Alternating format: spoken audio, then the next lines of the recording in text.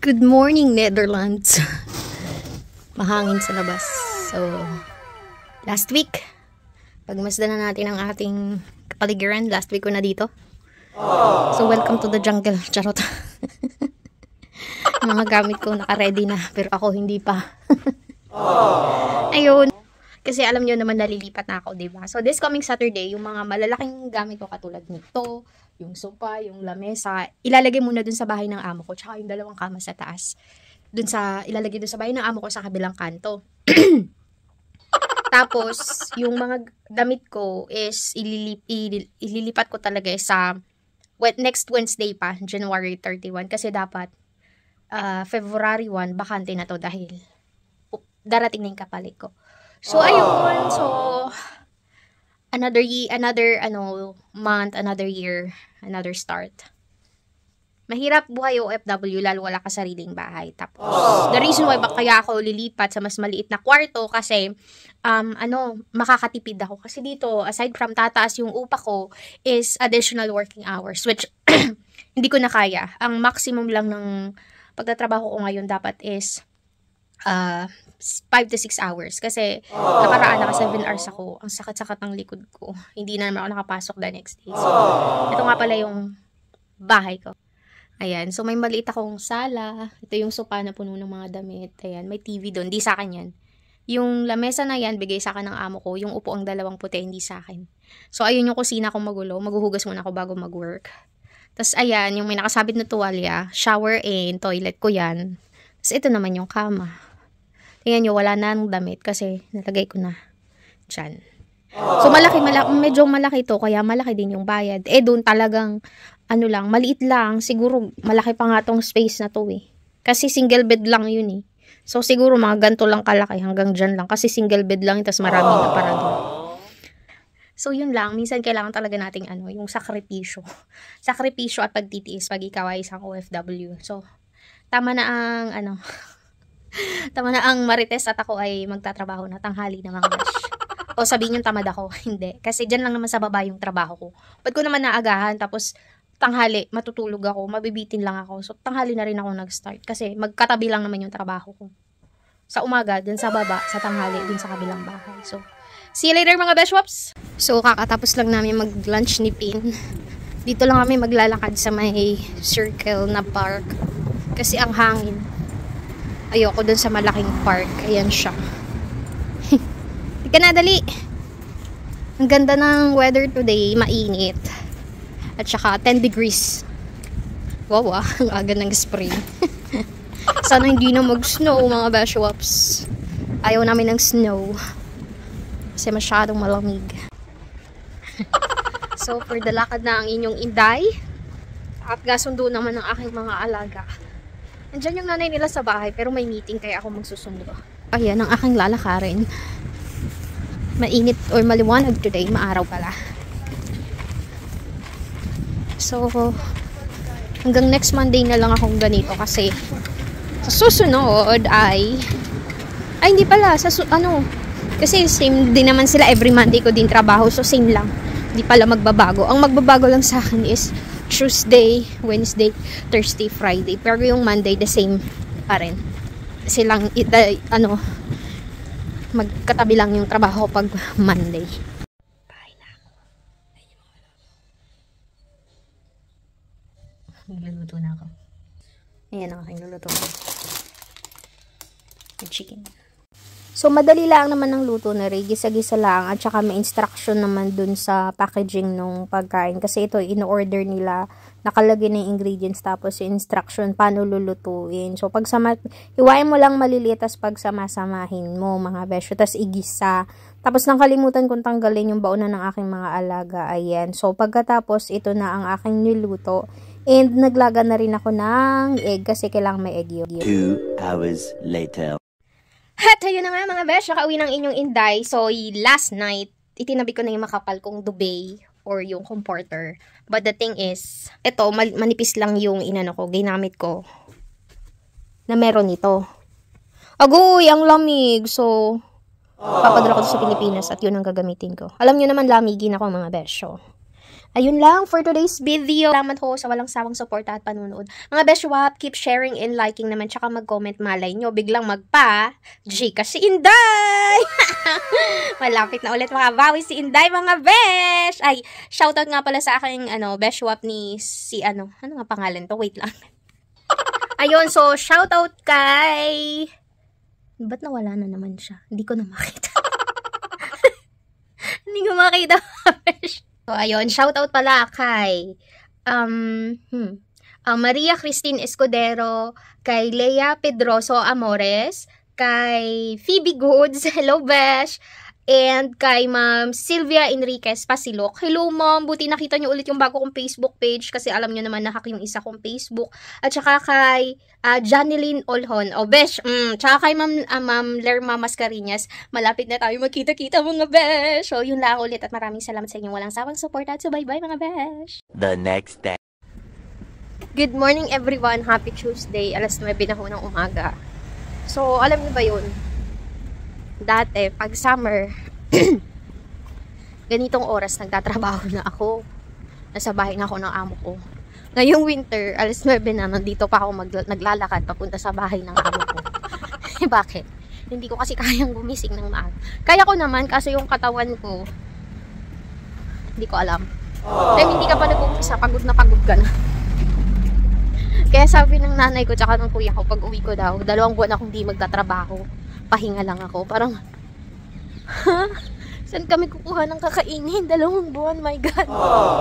Kaya gusto ko bago ko umuwi, bayad na yung mga dapat kong bayaran. Para, pwede nga naman yun. Para, pagkain lang yung problema namin. Which, madali naman gawa ng solusyon yun. Dahil, kahit paano ay, maraming libre doon. Dahil maraming tanim na gulay si tatay. Minsan, may libre pang nagbibigay ng mga isda. Galing sa mga pinsan kong nangingisda. Ganon. Nihingal na ako mga Besh. Ang ganda ng weather na naman today. Oh, di ba?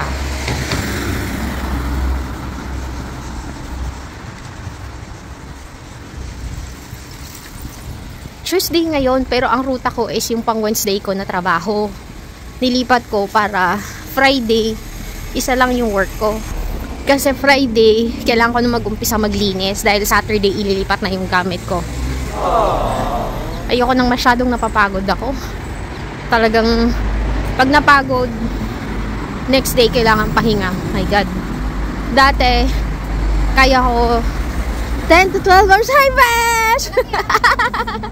Nakita ko yung kaibigan ko.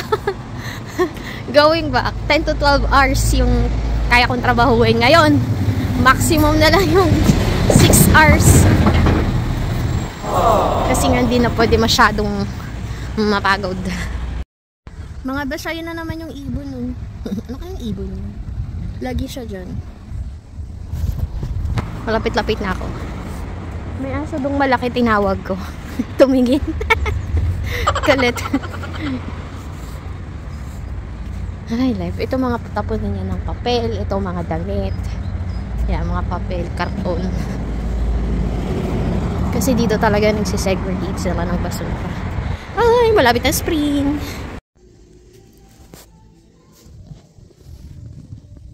A few moments later. So, nalinis ko na po ang kusina. Vacuum na lang. Ayun, syempre pagkatapos linisin, kailangan natin i-vacuum at i-mop ang kusina. Inaabot ako dyan minsan ng 2 oras pagka naglilinis ako ng extra sa mga cabinet. Sa last floor na ako mga Besh. Pero laban lang. Ay, life. Madali lang naman to. Na-vacuum, dusting, tsaka yung toilet na lang at shower room na lang. So, saglit na lang ito mga Besh. Konting taste na lang. Kakatapos ko lang mga Besh Whoops. 4 hours and 20 minutes. Meron pa akong 2 hours na trabaho. Laglag ko. Siguro sa taas. Kapoy lagi, oy. Sana ang araw ay ang ganda ng araw ay makulimlim na naman. So, kunting tiis na lang mga Besh. Yung lunch ko, Isang nilagang itlog at saka biskuit. Makain muna ako mga besh. 2 hours later. Nakatapos na po si Inday mga beshwap. Maulan tapos medyo nahangin. My God. So, tapos ng Martes ni Inday. Diyos ko Lord, may 3 araw pa. Maraming salamat ho sa walang sawang suporta at subaybay ninyo mga besh. Makakabawi din si Inday. So, bye for now mga besh. The next day. Basura din mga besh. Oh. May painting, may lagayan ng box, may pang-map. Sayang. May parang heater. So, good morning ho mga besh sa kabayan ko. Mahangin Wednesday today. Kagabi di na makakatulog maayos dahil sobrang lakas ng hangin dun sa taas. Nakakatakot. May trauma ako sa hangin. Ganun. Sa nag-iisip kong tamad ako kasi late na ako nag-uumpisa. Kanya-kanya ho tayo ng oras ng trabaho. Yun ho yung time ko Tsaka wala namang problema sa mga amo ko. Kasi kung mayroon, matagal na nila akong tinanggal. Alam nila yan pag winter, late ako nag-uumpisa. Kasi dahil, aside from super lamig, malalapit lang yung trabaho. So, ayun. At saka pag hindi ako nagtrabaho, it doesn't mean na tamad ako or ayoko magtrabaho. It means may nararamdaman talaga ako. Tagal ba naman ang panahon ng ginawa ng Diyos na araw-araw ko itong trabaho? Sabi ko nga ho sa inyo dati, 10 to 12 hours a day ako. Since inabuso ko yung katawan ko, ngayon, 6 hours na lang ang max ko. Tapos puro flat na lang yung nililinis kong bahay, wala na ang pataas. Meron pa yung isa, yung kahapon. Yun na lang, pero nagpapaalam na ako na sinasabi ko na possible ko na silang iwan kasi nga hindi ko na kaya yung sobrang taas.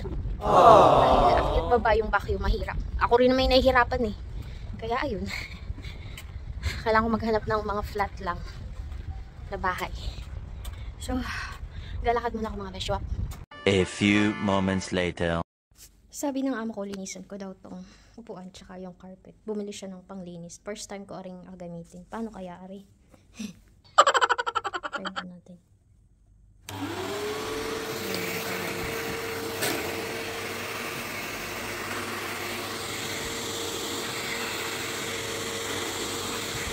May tubig.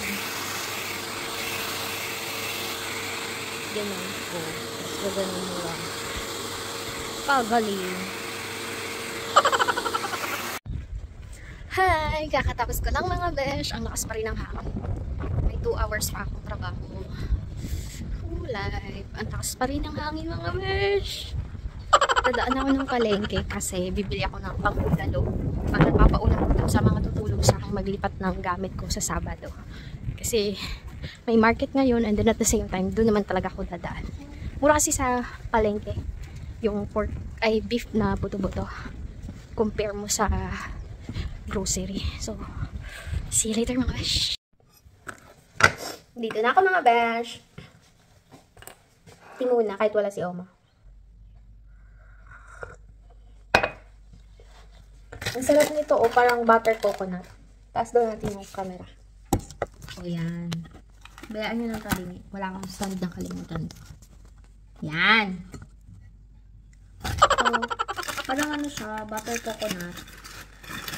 Tapos, sausaw sa mainit na tea. Sarap. Tanghalian ko.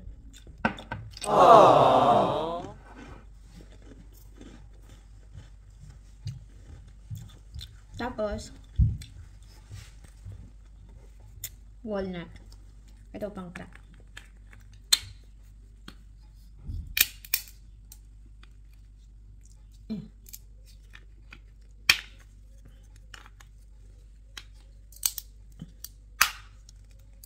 Ang hirap i-crack. Dapat ito yung ano, yung pagitan. Gaganon. Oh, ayun. Crack. Ang itsura niya. Parang pili nut. Ganon. Ang galing, nag-auto-focus yung ano, cellphone ko. Ganyan, no.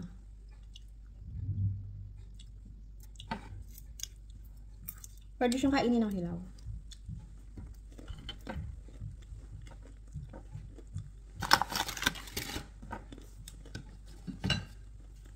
Tama na, nakakadalawa na. Ang una kong binuksan, sira. Aww. Natrabaho muna ako mga besh.